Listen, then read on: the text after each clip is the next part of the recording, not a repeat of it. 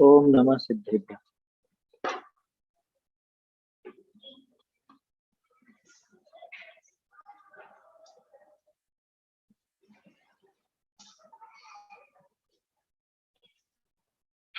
कारुणमुक्कारं जिणवरवसहस्रवर्धमानस्य दंसनमग्गमगोच्छामि जहाकम्मं समासेन।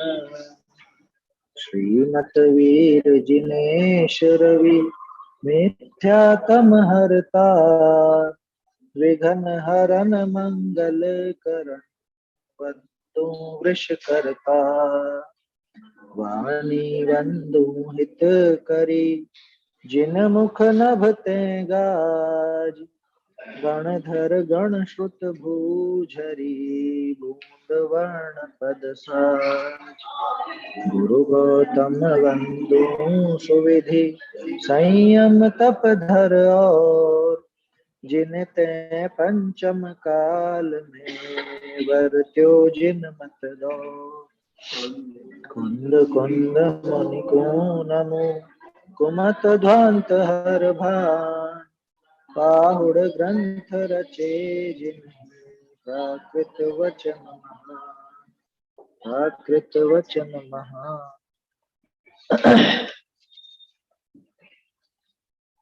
आज रविवार है और प्रत्येक रविवार की भांति गाथा पाठ करेंगे और उसके बाद अगर कुछ चर्चा करनी होगी, प्रश्नोत्तर होंगे तो वो उन पर चर्चा करेंगे।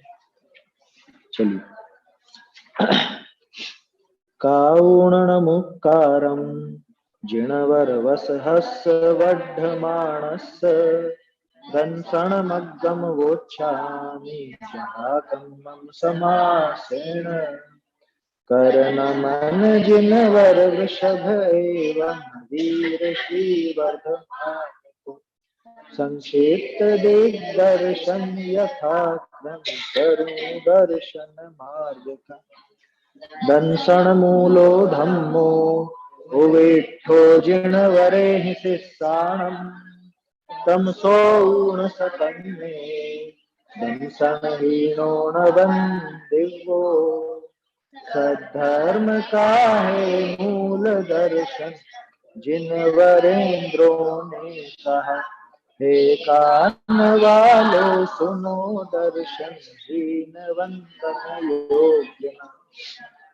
दंसन भट्टा भट्टा दंसन भट्टस्य नत्थिनिर्वाणं सिद्धन्ति चर्य भट्टा दंसन भट्टान सिद्धन्ति। दृग भ्रष्ट हैं वे भ्रष्ट हैं उनको कभी निर्वाण हो। सिद्ध चारित्र भ्रष्ट पर दृग भ्रष्ट को निर्वाण।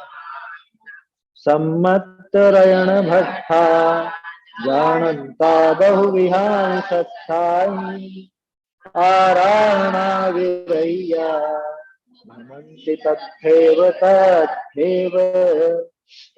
जो जानते हो शास्त्र सब पर भ्रष्ट हो सम्यक से घूमे सदा संसार में आराधना से रहित। सम्मत विरय्याणं सुट्ठु विउग्गं तवं चरन्ताणं न लहन्ति बोहिलाहम् अविवाक सहस्र कोटिः। यद्यपि करे वे उग्र तप शत सहस्र कोटि वर्ष पर रत्न त्रय पावे नहीं सम्यक विरहित साधु। सम्मतनान दंसन बलवीर्य वर्धमान जे सौवे कलिकलुष पावरैया वर्णानी होती ऐरेण। सम्यक दर्शन ज्ञान बल अर वीर्य से वर्धमान वे शीघ्र ही सर्वज्ञ कलि कलुष कल्मष रहित। सम्मत सलिल पव हो नित्यम हये पवक्षये जस तम मम बालय वरणम बन्धुच्चीर्णाशये तस्य सम्यक की जलधार जिनके नित्य बहती हृदय, वे कर्म रज से ना बंधे पहले बंधे भी नष्ट हो। जे दंसणे सुभट्ठा नाणे भट्ठा चरित भट्ठाय, एदे भट्ट विभट्ठा ये संपि जन्म विनाशन्ति। जो ज्ञान दर्शन भ्रष्ट है, चारित्र से भी भ्रष्ट है, वे भ्रष्ट करते अन्य को, वे भ्रष्ट से भी भ्रष्ट है। जो को विधम शीलो संयम तव नियम जोग गुणधारी, तस्य दोष कहंता भग्गा भगतणम बिनती। तपशील संयम व्रत नियम और योग गुण से युक्त हो, फिर भी उन्हें वे दोष दें जो स्वयं दर्शन भ्रष्ट हो। जह मूलम विणट्ठे दुमस्य परिवारणत्थि परवड्ढी, तह जिण दंसन भट्ठा मूल विनट्ठान से जंती। जिस तरह द्रुम परिवार की वृद्धि न हो जड़ के बिना, बस उस तरह ना मुक्ति हो जिन मार्ग में दर्शन बिना।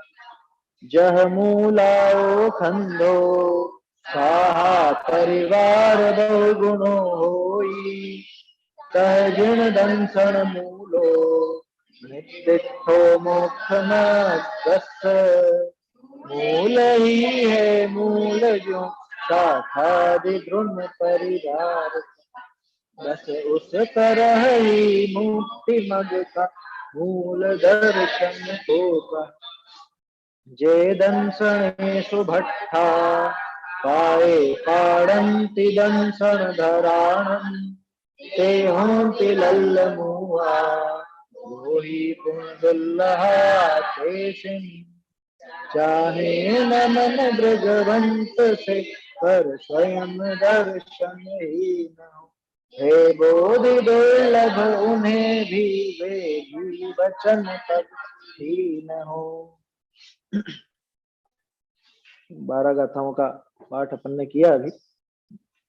अब प्रत्येक रविवार को जिसे अपन देखते हैं कुछ प्रश्नोत्तर, कुछ ऐसी सहज चर्चा, कोई प्रश्न हो तो बताइए, जो विषय चल रहा है फिर नहीं तो उसी पर चर्चा करेंगे।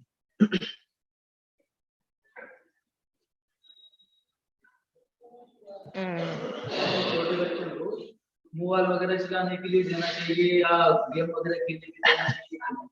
यह सम्मत है कि नहीं है इसमें गेम खेलना जो? हाँ देखो बढ़िया है ना, प्रश्न बढ़िया है। मतलब मोबाइल जो है वो बच्चों को देना या नहीं देना, वो गेम खेलने के लिए देना या नहीं देना। भाई जो इस तरह के गेम हो जिनकी लत लग जाती हो, जिनमें वो बाद में, आजकल तो ज्यादातर इसी तरह के बुरी तरह से लत लग जाती और फिर उसमें माँ बाप के पैसे भी उसमें उड़ा दिए जाते हैं। आजकल तो खूब किस्से सुनने में आते हैं, लाखों रुपए वो गेम के पीछे ही बर्बाद हो जाते हैं और कुछ। गेम खेलने के लिए वो मोबाइल आदि खरीदे जाते हैं, जेब में से नहीं, बैंक में से ऑनलाइन। हाँ ऑनलाइन निकाल लिए जाते हैं और वो बच्चे सब होशियार होते हैं। इससे उनमें सिर्फ एक दोष नहीं होता बल्कि कई दोष खड़े हो जाते हैं। जैसे पहले कहा जाता था ना कि एक मदिरा अगर ये पीने लगा तो एक से ही सारे दोष खड़े हो जाएंगे। कैसे कि वो मदिरा पीने लगेगा, धीरे धीरे फिर उसके साथ मांसाहार भी चालू हो जाएगा, फिर उसके साथ साथ वेश्या सेवन भी चालू हो जाएगा, वो फिर वो पैसे की कमी पड़ेगी तो जुआ वगैरह भी चालू हो जाएगा। तो एक से सारे व्यसन चालू हो गए। वैसे ही ये मोबाइल का समझ लेना, मोबाइल बहुत ज्यादा मतलब अतिरेक जहां हो तो उसकी मना की जाएगी, और वो तो धर्म सम्मत तो बिल्कुल भी नहीं, किसी भी दृष्टि से धर्म सम्मत नहीं। हाँ कुछ जैसे अपने धार्मिक गेम भी बनाए गए हैं, है ना, पहले जेन 5 वगैरह करके ऐसे अपने धार्मिक गेम बनाए गए थे, जिनमें वो बच्चों की जानकारी भी बढ़ती है और अपने भागों से संबंधित है, अपने जो बाल बोध आदि के भाग हैं उनसे संबंधित है, उस तरह का हो तो वो आप दो भले, उसमें दिक्कत नहीं।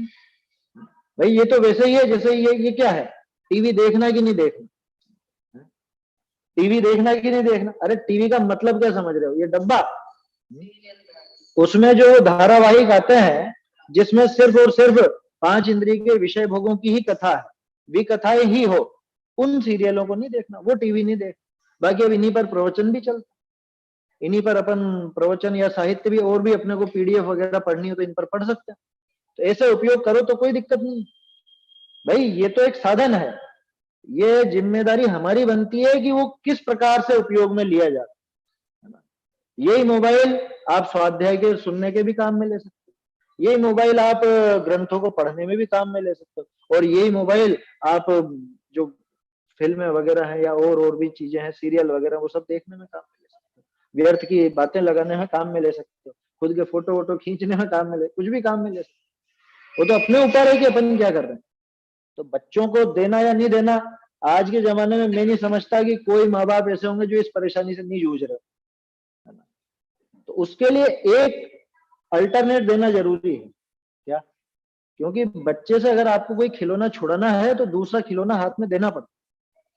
तो एक चीज अगर समझदार माँ बाप हैं और बचपन से अगर उसकी पढ़ने की आदत डाल दी आपने, तो आप इस समस्या से बहुत हद तक बच जाओ।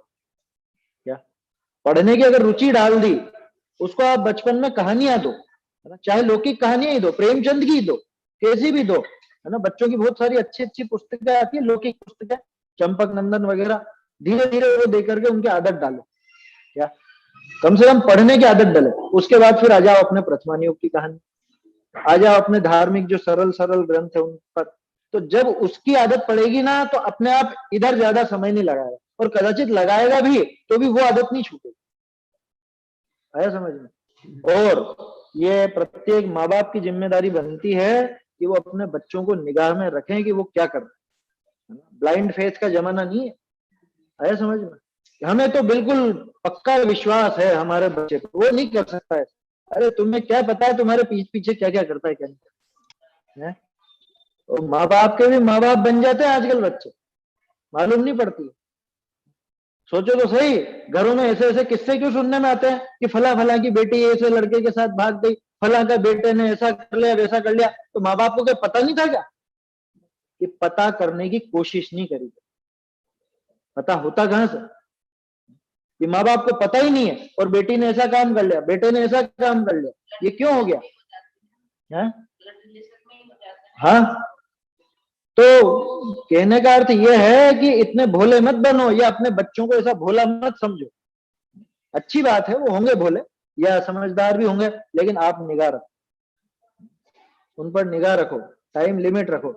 ऐसा बिल्कुल नहीं, मैंने बहुत से देखा है, कई बार ऐसे रिश्तेदार आते हैं, ऐसे कुछ मेहमान आ जाते हैं, अब उनके साथ बच्चा भी आया, इधर तो माँ बाप और वो सब अपन सब बातें कर रहे हैं, और बच्चे की तो गर्दन ही यूं नहीं उठती है।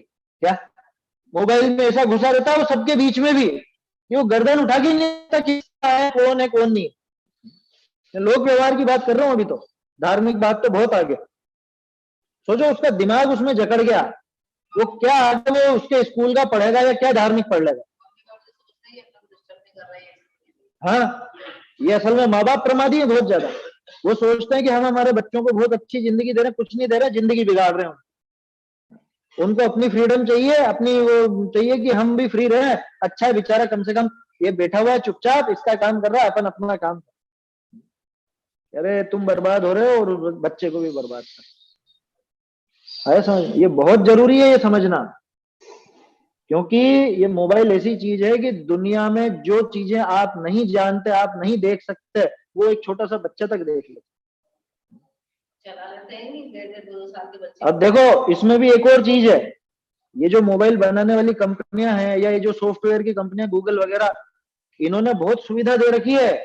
आप चाहो तो वो सब काम कर सकते हो। क्या, जैसे यूट्यूब वगैरह, तो उसको बच्चों का अलग होता है, तो आप वो चलाने दो उनको, दूसरों का नहीं चलाना। इसमें सब वो पहले बताया था ना एक दिन मैंने आपको, आप लोग लगा दो कि भाई इतने आधे घंटे से ज्यादा ये ऐप नहीं चले एक दिन में, तो बस अगले दिन ही खुलेगा, फिर उसके बाद लोग लगा दो। ये सब सुविधा दे रखी है, हम काम में नहीं लेते। ये जिम्मेदारी तो जरूरी है, और धर्म मार्ग में लगाना है तो इस बीमारी से तो जितना दूर रख सको उतना अच्छा। आजकल छोटे छोटे बच्चों के चश्मे लग रहे हैं, है ना, पैदाइशी लग रहे हैं, बाद में फिर और मोबाइल वगैरह दे दे करके तो फिर क्या दशा होगी। रविंद्र जी पंडित जी ने एक बात कही है, हाँ कि मोबाइल देखने से आंखें खराब होती है। हाँ, वो शास्त्र या कुछ भी पढ़ो तो उसमें आंखों की कसरत होती आंखों की, है। हाँ बिल्कुल सही बात है। ये तो वैज्ञानिक कहते हैं, ये बात तो डॉक्टर भी कहते हैं। आंखों की कसरत होती है पढ़ने से, किताब पढ़ने से, मोबाइल में पढ़ने से नहीं। अगर यहाँ किताब आप पढ़ोगे ना तो इससे वास्तव में आंखों की कसरत होती है, क्योंकि आंखों की पुतलियां इधर इधर चल रही है। मोबाइल में तो एक टक बिल्कुल ऐसे भेंगे की तरह वहीं पे देखे जा समझ में आई बात? आजकल जो मान चढ़ रहा है ना कि हम है ना अग्रवाल जैन हैं, हम पक्के हैं और ये सब कुछ है, तो ये चीज बहुत हाँ, चल रही है। हर कोई अपने आप को बहुत सच्चा उस पे मानने करते हैं में अभी लगा है। अपन, उस पे भी करते हैं चर्चा। और एक चीज और कि ब्रह्मचर्य का आर्थिक स्थिति से क्या संबंध है, एक बार बात आई थी ना, ब्रह्मचर्य का आर्थिक स्थिति भी देखनी चाहिए। हाँ हाँ तो उनका क्या संबंध है ब्रह्मचर्य लेते समय आर्थिक स्थिति का? एक सेकंड करते हैं बात, ये पहले मोबाइल की कर लेते हैं। देखो तो इसलिए, अच्छा एक और चीज है ना, एक पहले एक किस्सा पढ़ा था अखबार में, छोटी सी कहानी थी। एक महिला वो ट्रेन में सफर कर रही थी अपनी बच्ची के साथ। वो महिला भी किताब पढ़ रही थी और वो उसकी बच्ची छोटी सी 5-6 साल की, वो भी किताब पढ़ रही थी।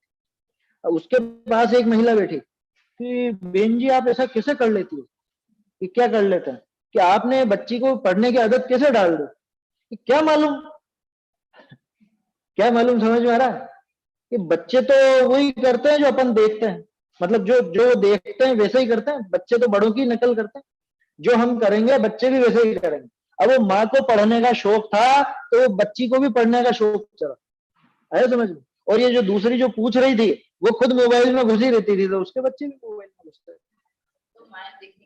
उसका ऐसा है कि वो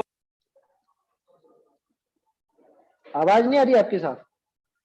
उस महिला को किताब में मोबाइल देखना रहता था ना, तो वो मोबाइल को किताब के ऊपर रख के देखती थी।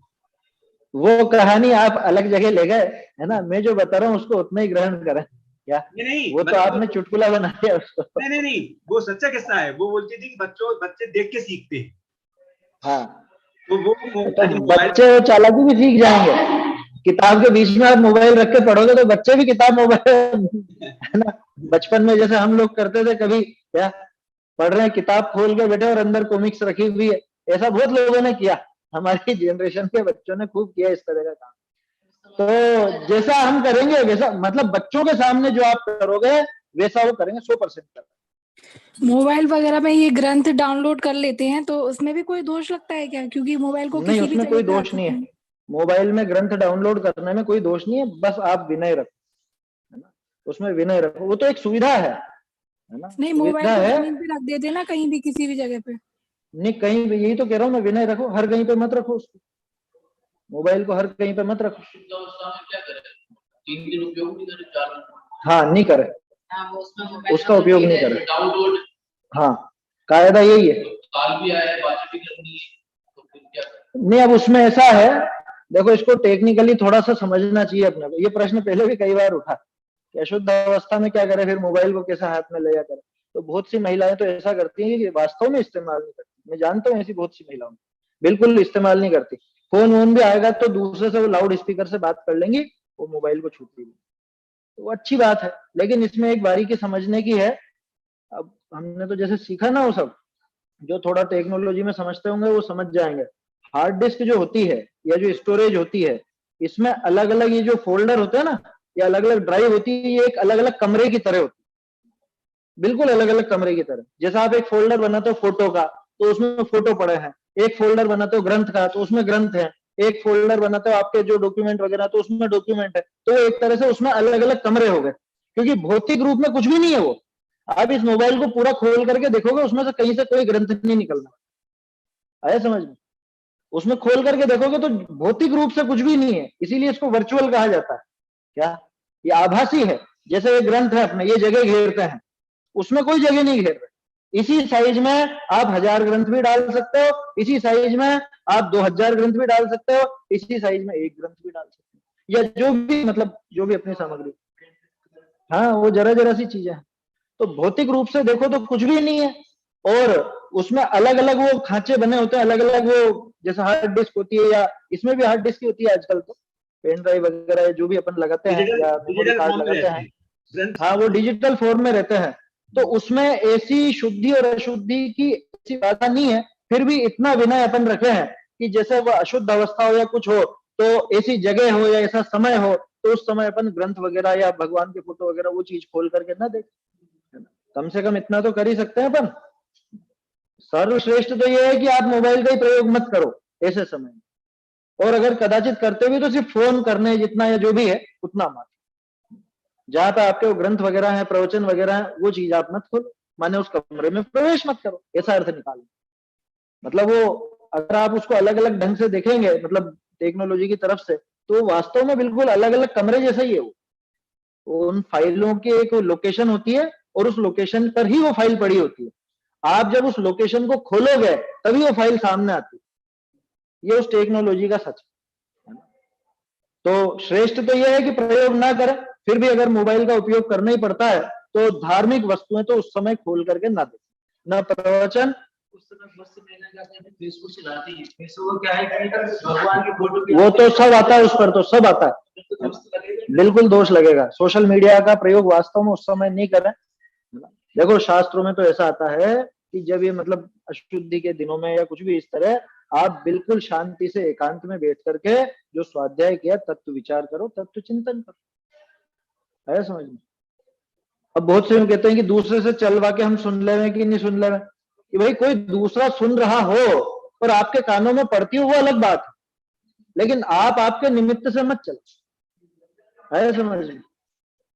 चित्त की विशुद्धि नहीं रहती, इसलिए वो उचित नहीं है। दूसरे सुन रहे हो और आपको सुनाई दे तो अलग बात है ना, उसमें तो कोई वो आपके निमित्त से चल भी नहीं रहा, लेकिन ग्रंथ तो नहीं सुनेंगे, हाँ दूसरे से ग्रंथ ऐसा करके कोई पढ़ना तो पढ़ भी नहीं, वो तो गलत ही है। वो उचित नहीं है ना, वो जैसे तो हॉस्पिटल दूसरे के वगैरह मार्फत वो में काम कर रहे हैं। हाँ हॉस्पिटल वगैरह में भी वो मत करो, नहीं, कभी है जैसे समझ में। किसी का एक्सीडेंट हुआ तो हाँ उसको तो सभी खून वगैरह पूरा ऑपरेशन का रहता है, तो वो सुनना चाहे कि कुछ लगा दो तो भी नहीं सुन सकते क्या? अब हॉस्पिटल में सुनने का देखो अलग हो गया थोड़ा, है ना, फिर भी देखो तत्व विचार ही मुख्य है। जो बिल्कुल रुग्ण अवस्था में, मरने की अवस्था में उसको धार्मिक सुनाना हो तो फिर ठीक है, वो एक अपवाद मार्ग है ना। बाकी ग्रंथ वगैरह खोलना या मोबाइल में भी ग्रंथ खोलना वो उचित नहीं है। बाकी चर्चा वगैरह सुनाओ आप, है ना, चर्चा तो करते ही हैं, चर्चा सुनाते भी हैं, उसमें क्या है, संबोधन तो मरते हुए को भी दिया जाता है। जीवनधर स्वामी ने मरते हुए कुत्ते को भी तो सुनाया ना, ऐसी खोटी दशा में भी सुनाया। तो उसमें वो सुनाने वाली बात तो फिर भी थोड़ी सी ढक सकती है, लेकिन वहां पे ही मैं तो अस्पताल में पड़ा पड़ा ग्रंथ खोल करके बैठा हूँ मोबाइल में ही या कुछ ऐसा, तो वो उचित नहीं रहता है ना। उसका थोड़ा ध्यान रखना चाहिए। देखो ये भौतिक रूप से तो कोई चीज है नहीं, इसलिए कोई वो छुआछूत वाली अशुद्धि तो इसमें लगेगी नहीं। बात रही चित्त की अशुद्धि की और विनय की, तो उसका पूरा ध्यान रखो, वो विनय का पूरा ध्यान रखो और कम से कम प्रयोग करें तो वो उचित। तो ये बच्चों को मोबाइल नहीं देने के संदर्भ में ये बात थी। बड़े भी उसका प्रयोग सीमित ही करें, अपने काम जितना ही करें तो श्रेष्ठ है। भाई ये सब साधन है, जैसे शरीर है ना, ये शरीर भी साधन है। चाहो तो 5 इंद्रिय के भोग भोग लो, चाहो तो संयम धारण कर, ये तो अपने ऊपर है ना, हम इस शरीर का क्या करते हैं। मुनिराज इसी शरीर को धर्म का साधन बना लेते हैं, तप का साधन बना लेते हैं, और हम इसी शरीर को भोगों में लगा। ये तो अपने ऊपर है कि हम उसका उपयोग कैसे करते हैं। तो मोबाइल अच्छा या बुरा ये नहीं है विषय, मोबाइल का प्रयोग कौन सा बुरा है ये अपने को सोचना चाहिए, है ना। और बच्चों में अगर वो आदत डालनी है तो पहले खुद में वो डालनी पड़ेगी। गांधी जी का गुड़ वाला किस्सा तो सबको याद है ना, पहले खुद ने गुड़ छोड़ा तभी जाकर के बच्चे से कहता। अब ऑपरेशन चल रहा है, ऑपरेशन हो रहा है या कोई दुर्घटना से, अब वो जीव सोया सोया ऑपरेशन चल रहा है, पाठ अंदर ही अंदर सारे पाठ चल रहे हैं, उसके स्तवन स्तुति सारा चल रहा है, तो उसमें दोष आएगा क्या? अंदर में तो कुछ भी करो ना, कहीं पे करो, क्या दिक्कत है? हाँ, मन ही मन में पूरे पाठ मन में तो खूब करो ना, मन में कोई मना नहीं कहीं पे भी। अरे मन में अब मैं क्या कहूं, सुस्थितो दुस्थितोपि वा क्यों हाँ। लिखा है? हाँ। ध्याये पंच नमस्कारम, सुस्थितो दुस्थितोपि वा क्यों लिखा है? हाँ। समझ में ये बात? चाहे सुस्थित हो चाहे दुस्थित हो, बुरी से बुरी दशा में हो, अरे वो अजगर के मुंह में थी अनंगसरा, क्या विचार चल रहा था? वो बहुत से मुनिराजों को जो कीचड़ में दफना दिया गया, क्या विचार कर रहे? हाँ। मन में तो आप विचार करो, मन की कोई मना नहीं। यहाँ तो बात हाँ। इनकी चल रही है, बाहर में वो ग्रंथ हो कि नहीं हो, है ना, ये मोबाइल में अपन पढ़े हैं कि नहीं पढ़े वो है। हाँ भाई, बाकी मन में तो आप कहीं पर भी विचार कर जोर सकते हो। जोर से तो उच्चारण नहीं किया, पर पूरे पाठ और ये सारे इतनी देर तक, घंटा आधा घंटा तक करो ना, बराबर क्या सारे फर्क पड़ता है? चाहे ऑपरेशन में हो चाहे अस्पताल में हो, चिंतन करो ना, उसकी तो कोई मना नहीं, कहीं पर कोई मना नहीं। अरे अब क्या कहूं, बिल्कुल जो अशुद्धि के दिनों में भी चिंतन करने की कोई मना नहीं है। हाँ। महिलाएं जब अशुद्ध अवस्था में हो उस समय तत्व चिंतन कर सकती हैं कि नहीं? चिंतन करने की कोई मना नहीं है। समझ में आ रही है बात? तत्व विचार की कहीं कोई मना नहीं। हाँ, बोलो मत, आप वो उच्चारण मत करो, आया समझ में? तो वो विनय रखना और वो उसमें उपयोग लगाना। चलिए, एक और क्या प्रश्न उठाया था अभी, बढ़िया प्रश्न है। वो समाज का क्या, जैसे बहुत से लोग यूं सोचते हैं कि हम ही सच्चे जैनी हैं क्या? कोई खंडेलवाल है तो वो कहेंगे कि हम सच्चे जैन, बाकी के तो ऐसे ही। जायसवाल कहेंगे कि हम सच्चे जैन, बाकी के ऐसे ही। अग्रवाल कहेंगे कि हम सच्चे जैन, बाकी के ऐसे। बघेरवाल कहेंगे हम सच्चे जैन। थोड़ा सा समझना चाहिए ये वास्तव में है क्या चीजें। एक पुस्तक थी कैलाश चंद जी सिद्धांताचार्य की, वर्ण जाति और धर्म, ये तीन चीजें होती हैं, वर्ण जाति और धर्म। जैन क्या है? जैन क्या है इनमें से? जैन पना क्या है? जैन वर्ण है, जैन जाति है, या जैन धर्म है? जैन तो धर्म। अब तीनों में अंतर क्या, पहले वो समझ लेना। वर्ण तो होते हैं, जैसे समझ लो, नहीं रंग की बात नहीं, हाँ वर्ण तो क्षत्रिय, क्षत्रिय मैंने शरीर सुना। हाँ, 4 प्रकार के वर्ण माने वो कर्म आधारित व्यवस्था, क्या ब्राह्मण क्षत्रिय वैश्य शूद्र, ये चतुर्वर्ण कहलाते थे, आया समझ में? और इनमें अलग अलग भेद होते थे। तो वर्ण तो आपके कर्म के हिसाब से, माने क्या काम करते हैं उस हिसाब से वो वर्ण हो। तो जैन कोई वर्ण नहीं है, समझ में आ रही बात? क्योंकि क्षत्रिय भी जैन हुए और वैश्य भी जैन हुए, अभी तो वैश्य ही हैं सभी, ब्राह्मण भी जैन हुए और शूद्र भी जैन हुए। शूद्र कब हो गए जैन? अरे चांडाल वगैरह का किस्सा नहीं है? यमपाल चांडाल का और दूसरों का। शूद्र जैन नहीं हो सकता? किसने कह दिया आपसे शूद्र जैन नहीं हो सकता? आप भले रसोई में मत घुसने दो, आप भले भगवान को हाथ मत लगाने दो, लेकिन शूद्र जैन हो सकता, आपसे बढ़कर हो सकता, पक्का जैन हो सकता है, 5वें गुणस्थान वर्ती हो सकता। में आया है कि जो चांडाल है ना, जो सम्यक पूजनीय है। हाँ बिल्कुल है, पूजनीय का मतलब प्रशंसनीय, वहां पूजनीय का अर्थ प्रशंसनीय लेना, अष्ट द्रव्य से पूजनीय नहीं लेना, क्योंकि अष्ट द्रव्य से पूजनीय तो मुनिराज तक ही होते हैं, उनसे नीचे नहीं होते। तो ये तो हुआ वर्ण, है समझ में?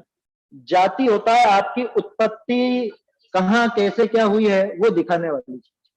तो ये जो अग्रवाल जायसवाल बघेरवाल खंडेलवाल पोरवाल परवाल है, और वो गोला पूरब गोला लारे, और क्या होते हैं, खरौवा लमीचू पंचम चतुर्थ हुमड़ बागड़िया दशा हुमड़ बीसा हुमड़ 42 हुमड़ है, ये सब दशा नरसिंहपुरा बीसा नरसिंहपुरा, और जो भी आपके दिमाग में आते हो, मुझे तो जो ध्यान थे वो बता दी।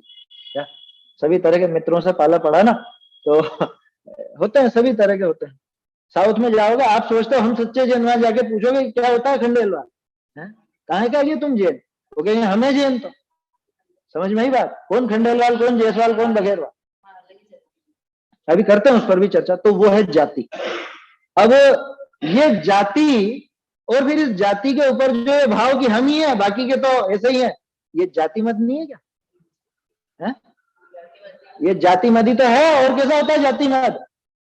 खंडेलवाल तो ऊंचे है और जायसवाल नीचे, जायसवाल तो ऊंचे है और खंडेलवाल नीचे है, बघेरवाल नीचे है, कोई भी है, सबको अपना अपना गौरव है। आया समझ में सबको कि हम ऊंचे हैं, हम ऊंचे हम तो हम है, बाकी पानी कम। और तीसरा होता है धर्म। धर्म की तो परिभाषा सबने कई बार अपन ने चर्चा की है। जो जीव को उत्तम स्थान में धर दे, दुख से उठा करके सुख के स्थान में धर दे, उसका नाम धर्म।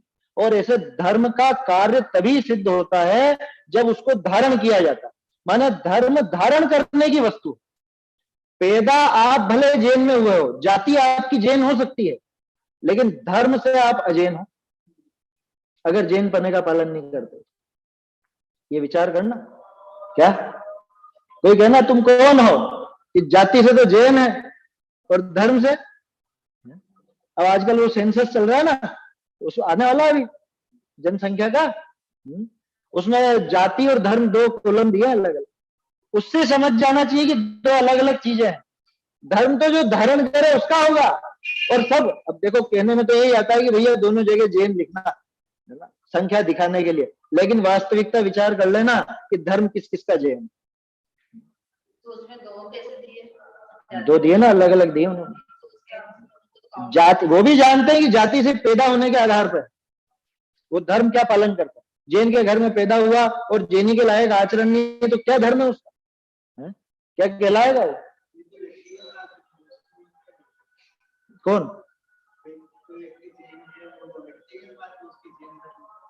देखो व्यक्तिगत बात तो ये हुई कि जाति क्या है उसकी, जाति पर उसका जोर नहीं है, धर्म पालन पर उसका जोर है। जनसंख्या की बहुत ही गणना होती है तो जाति तो जैन और अपन सबको ईसाई हो गए, बौद्ध हो गए, पारसी हो गए, जैन हो गए, हिंदू धर्म में गिना जाता है। नहीं, इनको हिंदू में नहीं गिना जाता, अभी तक ये चलता आया है। उसके बाद पारसी ईसाई ये तो अलग ही कहलाते थे, ये जाति अलग है। जाति है लेकिन धर्म में कैटेगरी बांटने में नहीं, धर्म में इसीलिए तो इनको अलग अलग दिखाया। धर्म में क्या है, जैसे हिंदू तो जाति हो गई मान लो किसी की, अब हिंदू में भी अलग अलग इनके बटे हुए हैं ना, जैसे कोई वो क्या कहलाते हैं, बाबा कहलाते हैं, कोई क्या कहलाते हैं, जैसे गुर्जर है, कोई क्या है, कोई क्या है, अलग अलग है। तो वो सब वो उनके धर्म में चला जाता। जाति से तो वो हिंदू कहलाएंगे सारे के। तो इसको यूं समझना, जाति आपके जन्म की सूचक है कि आपके माता पिता कौन है। अपने यहाँ तो कुल और जाति दो भेद और कर देते है ना, पिता का वंश वो कुल कहलाता है, माता का वंश वो जाति कहलाता है। अब सामान्य रूप से अपन देखे हैं तो आपका जो परिवार है, आपका जो सरनेम आदि है, गोत्र वगैरह, वो सब जाएगा जाति में। और धर्म के आपने धारण क्या कर रखा। अब अगर जैन के घर में वो बच्चा पैदा हुआ लेकिन रात में खाता है, आलू प्याज खाता है, अभक्ष खाता है, बाजार का खाता है, वो कायगा जैन है? वो जैन धर्म का अवलंबी है क्या? जैन धर्म का अवलंबन नहीं है उसको बिल्कुल। ये तो अपन कर रहे हैं, पर जैसे उसमें लिखेंगे तो जैन जाति भी लिखेंगे और जैन और धर्म भी लिखेंगे। हाँ, तो वो दूसरा धर्म में क्या लिखवाना चाहते हैं? वो अलग अलग है ना बहुत सारी जगह कि जाति तो मेरी ये है, माने सरनेम वगैरह, और वो तो चीज ये है, लेकिन धर्म के अंदर जैसे मैं तो भले ही जैन में पैदा हुआ लेकिन मैं तो मुस्लिम धर्म का पालन करूँ, इस तरह से है। अरे ये बड़े बड़े जो हैं, क्या बोलते हो आप इनको, सेलिब्रिटी फिल्म स्टार वगैरह, कि हमारे यहाँ तो ये पत्नी तो हमारी ये धर्म का पालन करती, तो जाति में भले वो लिखा है लेकिन वो उसका धर्म दूसरा। समझ में आई बात? अरे चेलना के साथ क्या हुआ? अब वो चेलना है तो श्रेणिक की पत्नी, और श्रेणिक बौद्ध था उस समय, और वो चेलना कि वो जैन, कि बौद्ध की पत्नी जैन कैसे? ये धर्म की बात है ना, उसने जैन धर्म का पालन किया तो जैन कहले। अच्छा, धर्म बदल जाता, जाति नहीं बदलती, ये ध्यान रखना। जाति कभी नहीं बदलेगी क्योंकि जाति पैदाइशी है, धर्म आप धारण करोगे तो है, ऐसा समझना इसको। धर्म तो परिवर्तन हो जाता है, जाति का परिवर्तन नहीं होता।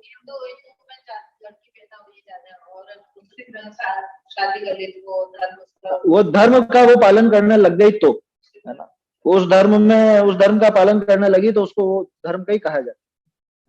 जाति नहीं बदलती, जाति तो जो आप पैदा हुए हो वैसे ही हो, लेकिन धर्म आप पलट सकते, धर्म परिवर्तन होता ही है। बोलते हैं धर्म परिवर्तन, जाति परिवर्तन सुना क्या कभी? धर्म परिवर्तन ही नाम सुनने में आएगा, जाति परिवर्तन नहीं।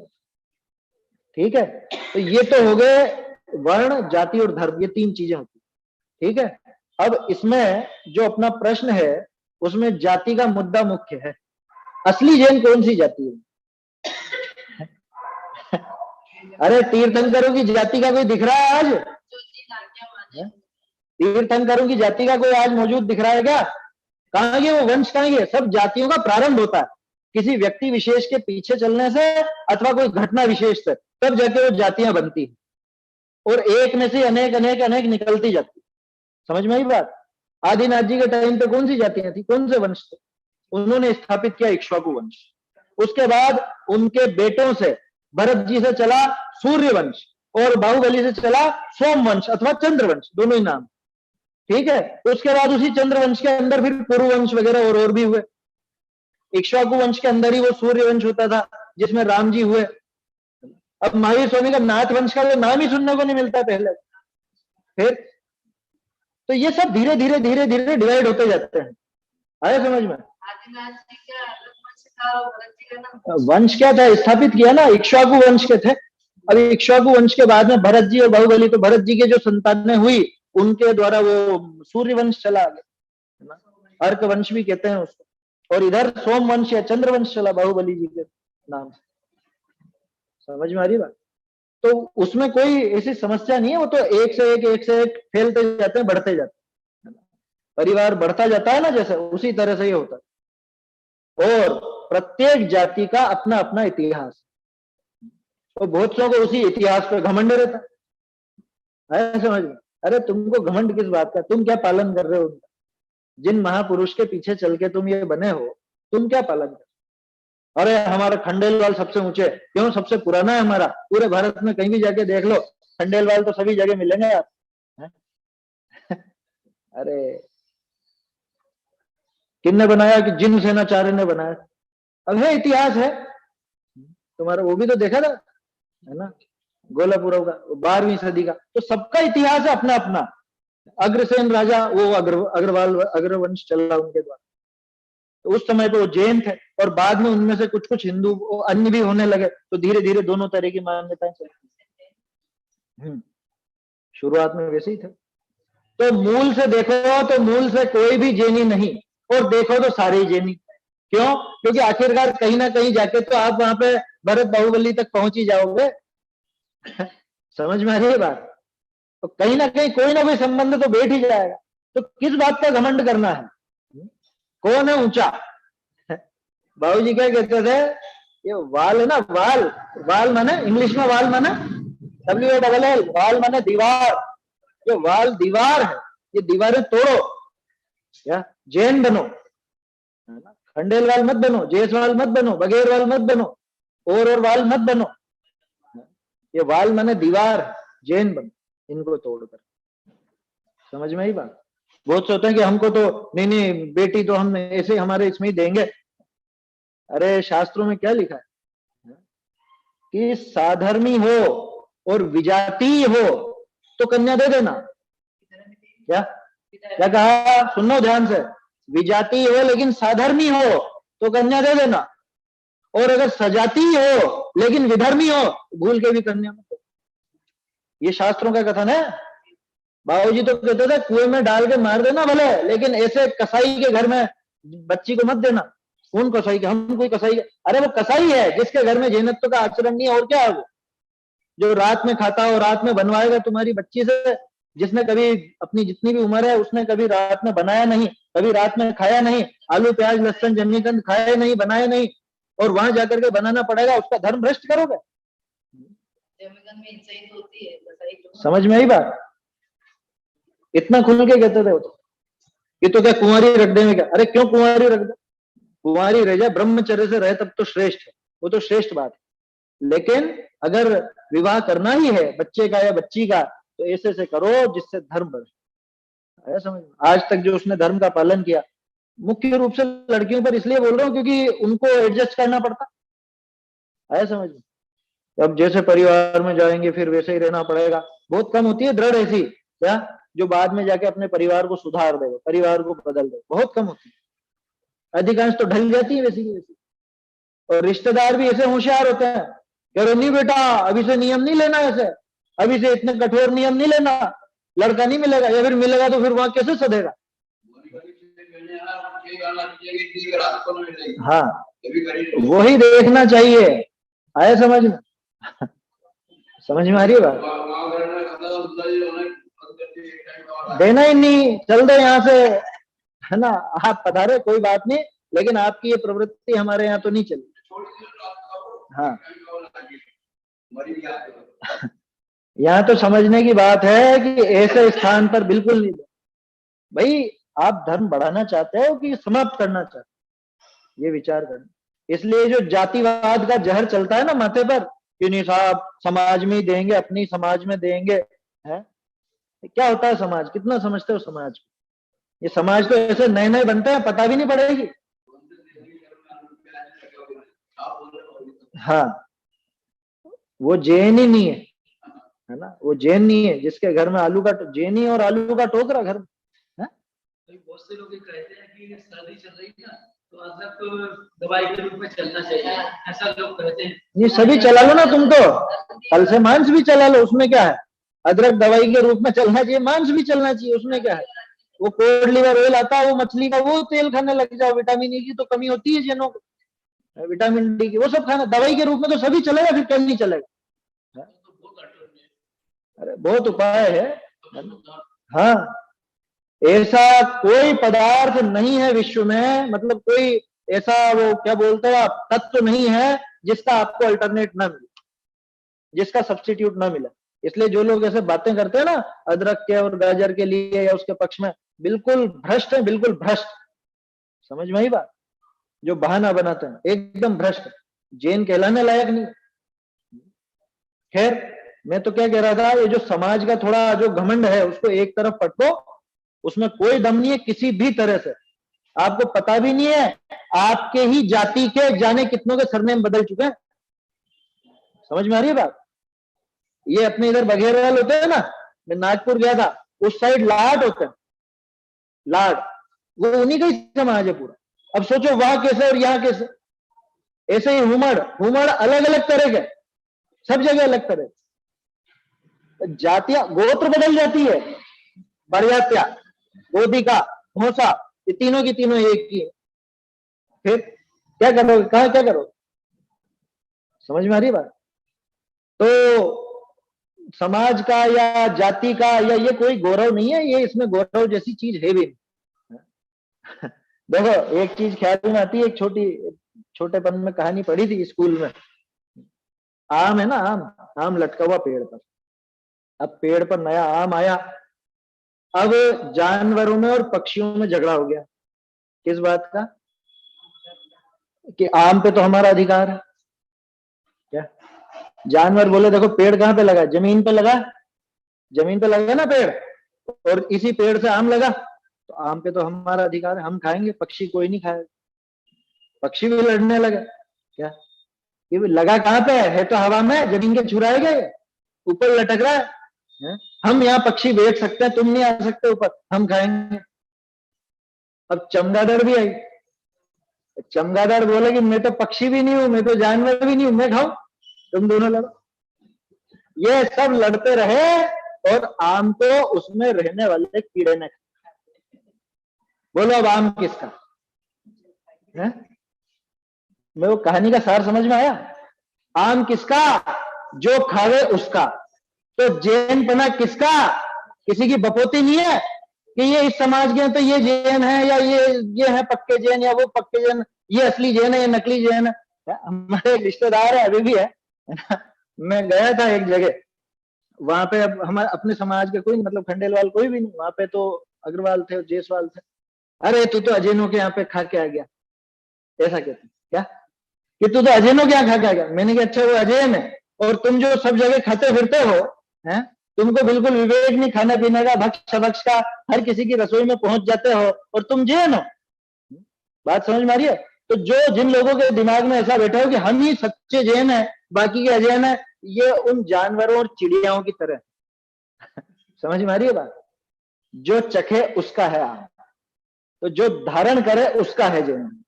इसलिए झूठे गौरव में मत रहना कि हम सच्चे जैन है, सच्चे जैन है। जैन हो तो जैन पना दिखाओ ना, दिखाओ। तुम्हारे आचरण से तो दिखता ही नहीं जैन पर, क्या है जैन की परिभाषा? बाल बोध के इंद्रियों वाला पाठ बच्चे पढ़े ना, उसमें बच्चे को याद। किसको कहते हैं जैन? जिन किसको कहते हैं? जो इंद्रियों को जीते वो जिन, जो कषायों को जीते वो जिन, और ऐसे जिनका जो भक्त, जो जिनेंद्र देव की आज्ञा माने वो जैन। तुम्हारे जीवन में ऐसा आचरण तो दिख ही नहीं रहा कि तुम जैन बना दिखाओ और कहते हो हम जैन है, गर्व से कहो कि हम जैन। किस गर्व से कहेगा तू? है किस बात का गर्व है तेरे पास? दूसरे लोगों को देख करके पता चल जाता है कि वो क्या है, तुझे देख करके तो कुछ पता ही नहीं चल रहा क्या है। किसी की वेशभूषा से, किसी की वो क्रिया से पता चल जाता है ना कि ये फला फला, ये हिंदू है, ये मुसलमान है, ये ईसाई है, ये सरदार जी है, कुछ भी ये पता चल जाता है ना। तू तो ऐसा घुला मिला हुआ इन सब में, तेरा मालूम ही नहीं पड़ता तो किस काम का जैन? जैनत तो पता तो चले। पहले के लोग तो पहचान जाते थे कि ये जैन साहब होंगे, क्योंकि ये रात में नहीं खा रहे, शाम को टिफिन खोल के सूर्यास्त के पहले ही खा रहे हैं, पानी छान के पी रहे हैं, तो अपना आप पता चल जाता था। तो जैन पने का गौरव जो जैन धर्म को धारण करे उसी के संभव। समझ में आ रही है बात? वो शेर था जैन। कौन सा? कि जिसके बाहर भी मांस पड़ा हुआ था, जिसने अभी अभी हिरण को फाड़ा था और वो जैन बन गया था और उसको कोई घमंड नहीं था। समझ में आ रही है बात? और यहाँ पे हम घमंड के पुतले बने फिरते हैं, हम हैं सच्चे जैन, हम हैं सच्चे जैन। क्या का सच्चा जैन? सच्चा जैन है तो साबित कर। समझ में आई बात? तो ये विचार करना चाहिए। इसलिए वो झूठा गौरव एक तरफ पटको, और ये जो सजातीयता विजातीयता ये फालतू की बातें हैं, ये इनमें मत उलझना। चाहे शादी ब्याह के संबंध हो, चाहे कैसे भी संबंध हो, ये चीजें नहीं देखनी, साधर्मी पना देखनी। कोई भी बात हो साधर्मी पना देखनी। जो साधर्मी नहीं है वो भले सजाती ही हो, रिश्तेदारी क्यों नहीं हो, वो बात तक करने लायक नहीं है कायदे से। आया समझ में? दूर ही रहो उनसे, साधर्मियों से ही संबंध बढ़ाओ। और साधर्मी के साथ हमेशा का साथ रहता क्या? साधर्मियों के साथ रह रहे ना हमेशा का, सिद्धशिला में अनंत अनंत काल तक हमेशा साथ रहेंगे। और ऐसे विधर्मी हो, इनका साथ तो आज नहीं तो कल छूटने वाला है, अथवा ये भी रहता है आगे तक, ये भी रहता है आगे तक। कहां पर? ये दूसरे ठिकाने पर। जीव के दो ही ठिकाने है ना, तो वो सिद्ध तो होने वाले नहीं है। तो ये आलू में एक साथ ही तले जाएंगे। समझ में आ रही है बात? तो इसलिए साधर्मी देखना, साधर्मी पना होना चाहिए। ये सरनेम क्या लिखे? बहुत से लोगों का ऐसा भी प्रश्न रहता है, सरनेम क्या लिखे? इस सरनेम में ऐसी कोई बाधा नहीं है, सरनेम तो पहचान के लिए है। एक जैसे नाम होते ना तो कंफ्यूजन हो जाता, तो वो पहचान के लिए है। तो पहचान हो जाती है कि हाँ भाई इस सरनेम से ये पता चल जाता है। एक तो ये भी पता चल जाता है दिगंबर है कि श्वेतांबर है, ये भी मालूम चल जाता है। किस जगह के ये भी पता चल जाता है, क्योंकि किसी विशेष जगह के वो विशेष तरह के सरनेम मिलते हैं, अधिकांश तो इसी तरह का होता है। समझ में आई बात? जैसे गुजराती भाई हैं तो उनके सरनेम उसी तरह के मिलेंगे, उनका सरनेम देख के अपन पहचान जाएंगे गुजरात से है। मेहता नाम आते अपने को लगता है गुजराती भाई होने चाहिए, तो एक वो पहचान हो जाती है और कुछ नहीं। अच्छा एक और बात, बहुत सारे सरनेम माने बहुत सारी गोत्र आपको हर जगह मिलेगी। जैसे अभी शाह आया ना, शाह, मेहता, कोठारी, चौधरी, ये हर एक में मिलेंगे, सिर्फ जैन में नहीं अजैन में भी मिल जाएंगे। मालूम है? मालूम है आपको? जो खुद का वो गौरव है ना, सब एक झटके में काफूर हो जाएगा जब किसी को ऐसे हाँ मुसलमानों में भी होता है वो है ना। हर तरह के लोग हर तरह के होते हैं, समझ में आया है ना? तो इसलिए ये फालतू का गौरव नहीं करना। गौरव करना तो अपने जैन पने का, असली जैन पने का करना। ये एक इनमें गोत्र में या समाज में या इसमें कोई दम नहीं है, बिल्कुल भी दम नहीं है।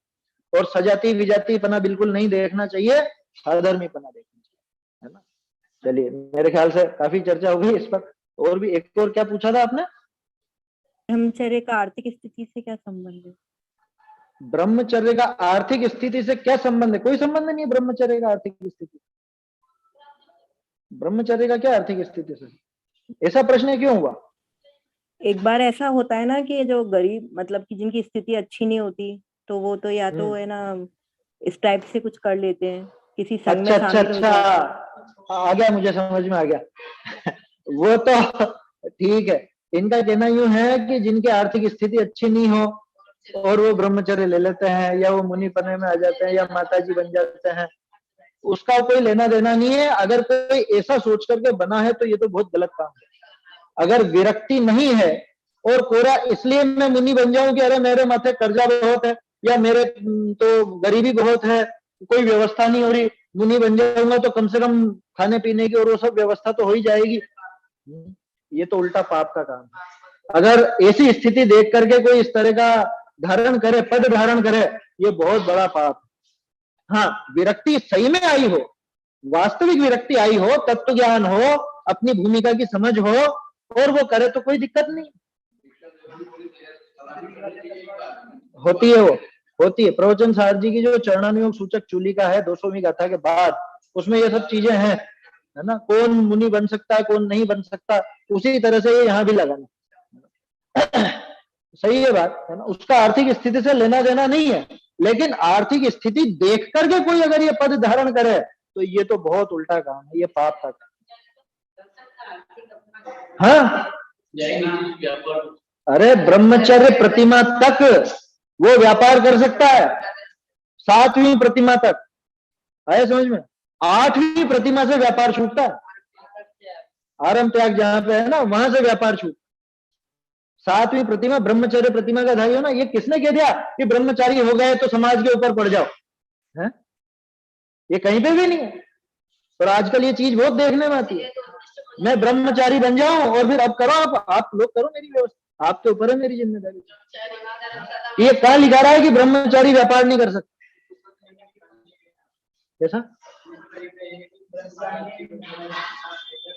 या तो महाराज जी के साथ या फिर कोई ऐसा कार्यक्रम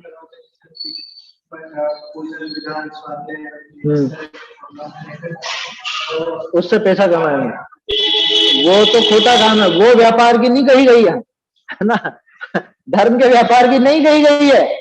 7वीं प्रतिमा में जो व्यापार होगा वो उसकी भूमिका के लायक जो उचित व्यापार है, जैसे कपड़े का हो गया, रत्नों का हो गया, सोना चांदी जो भी है ना, जो जो अपने यहाँ पे स्वीकृत है वैसा व्यापार वो कर सकते। उसके जब तक आरंभ त्याग नहीं हुआ ना, आरंभ त्याग प्रतिमा 8वीं प्रतिमा में जाकर के व्यापार बंद होता, उसके पहले तक व्यापार कर सकता है। बात सुनने में अटपटी लग रही होगी, आया समझ में। लेकिन ब्रह्मचारी का अर्थ ये कतई नहीं है कि वो समाज के ऊपर पड़ जाए, समाज उसकी देख रेख करे, बिल्कुल भी नहीं है। करे वो खुद अपनी व्यवस्था करे। लोगों ने परिभाषा ही बना दी कि ब्रह्मचारी बन गए तो अपना व्यापार कर सकते हैं, ना कुछ कर सकते, ऐसा कुछ भी नहीं है ना। और ब्रह्मचारी बन गए तो वो एक निश्चित वेशभूषा हो गई, ऐसा भी बिल्कुल नहीं है। हाँ, ऐसा है कि वो तड़क भड़क आदि नहीं रहेगी, है ना, सादा वेशभूषा रहेगी। सादा वेशभूषा जो होती, कुर्ता पजामा पहन सकते हैं वो, है ना, कोई धोती दुपट्टा ही पहनेंगे ब्रह्मचारी जी, ऐसा बिल्कुल भी नहीं। समझ में आ रही बात। विषय भोगों का सेवन लिमिटेड हो जाएगा, व्यापार आदि लिमिटेड हो जाएगा, लेकिन व्यापार आदि बंद नहीं होता। व्यापार आदि तो 8वीं प्रतिमा में जाकर बंद होगा। खुद बना सकता है, खुद खा सकता है और सारे काम हो सकते हैं। समाज के ऊपर उसको बोझा डालने की बिल्कुल जरूरत नहीं है। जरूरत क्या नहीं है, उल्टा पाप है। वो नाजायज फायदा उठाया उसने अपने पद। समझ में आई बात। इसलिए कोई अगर ऐसा आर्थिक दशा के कारण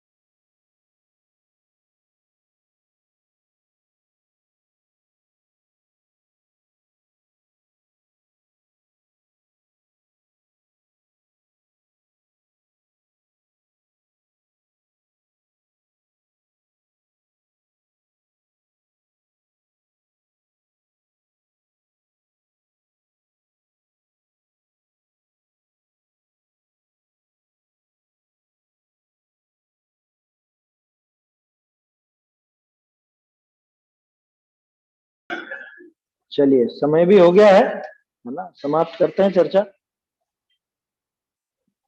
और कोई प्रश्न हो किसी के? खैर अब तो समय हो गया है, प्रश्न लेने से मतलब भी नहीं। और तो कुछ नहीं पूछा था ना किसी ने भी? चलिए, तो ये आज अपन ने 2-3 बातें करी है मोबाइल के संबंध में और ये जाति वगैरह के संबंध में। इन सब बातों को ध्यान रखें, है ना। व्यर्थ की, एक तो उससे बचे, मोबाइल से तो बचे, और ये व्यर्थ का जो घमंड चढ़ता है जाति वगैरह का, इससे भी अपन बच करके रहें, क्योंकि ये जातियां तो जाने कितनी बार बदलेंगी और जाने कितने नाम बदल चुके होंगे आज तक। इनके चक्कर में नहीं उलझना चाहिए। और ब्रह्मचर्य और अर्थव्यवस्था, इससे संबंधित भी बात हो गई। बाकी फिर आगे कल करेंगे। कल से तो वो अष्टपाउड जो अपना चल रहा है वो नियमित चलेगा ही। चैतन्य का स्मरण प्रतिक्षण ही करो रे, भव के अनंत दुख को क्षण में हरो रे, अक्षय अनंत निज सौख्य निधान पाओ, गाओ अरे नित इसी के गीत गाओ।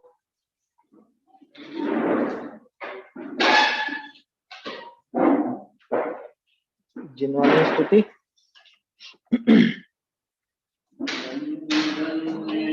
घड़ी आज की जिन धुन श्रवण परी, तत्व प्रतीत भई अब मेरे मिथ्या दृष्टि परी। धन्य धन्य है घड़ी आज की जिन धुन श्रवण परी, जड़ते भिन्न लखी चिन्मूर्ति चेतन सरस भरी, जड़ते भिन्न लखी चिन्मूर्ति चेतन स्वरस भरी। अहंकार ममकार बुद्धि पुनि पर में सब परिहरी, धन्य धन्य है घड़ी आज की। पाप पुण्य विधि बंध अवस्था भासी अति दुख भरी, पुण्य पाप विधि बंध अवस्था भासी अति दुख भरी। ज्ञान भावमय परिणति अति विस्तरी,